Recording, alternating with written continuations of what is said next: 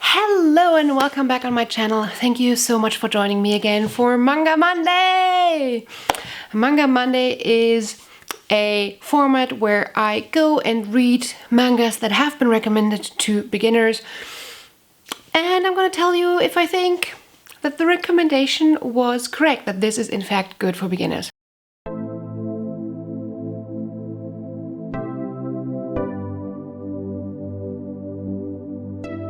Maybe some of the mangas I'm going to enjoy, but I don't think they might be necessarily good for beginners.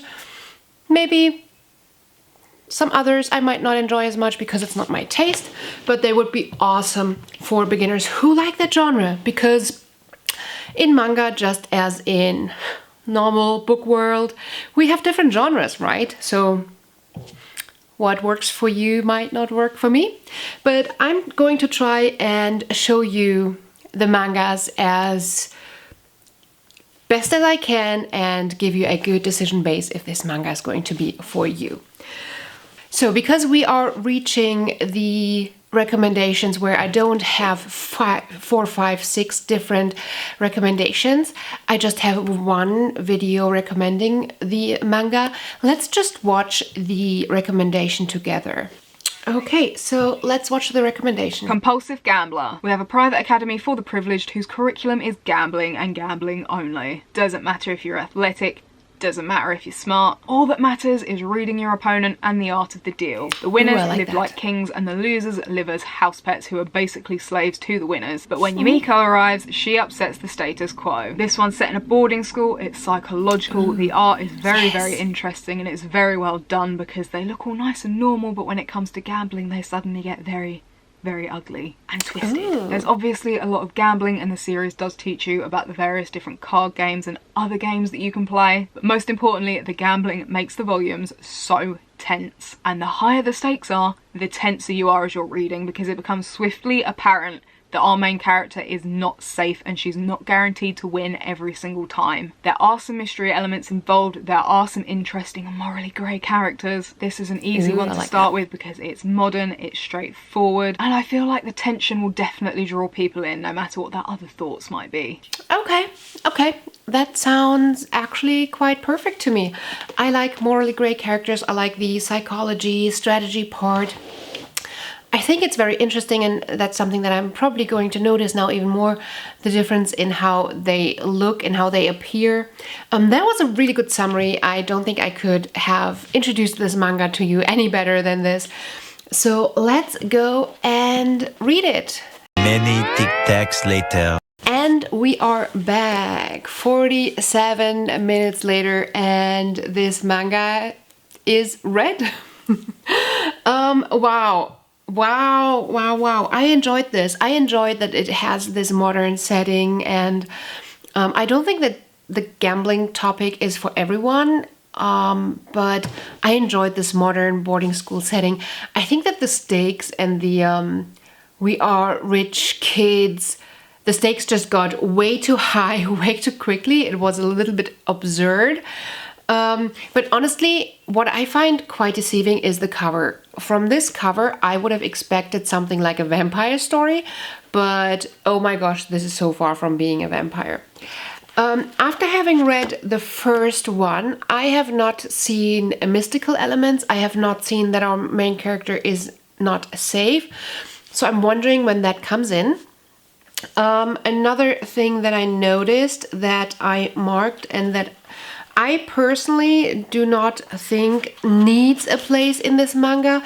I do understand that manga sometimes want and need to be sexy and that there's a place for it, but I cannot get used to pages like this where the perspective is in such a way that it shows the character's underwear.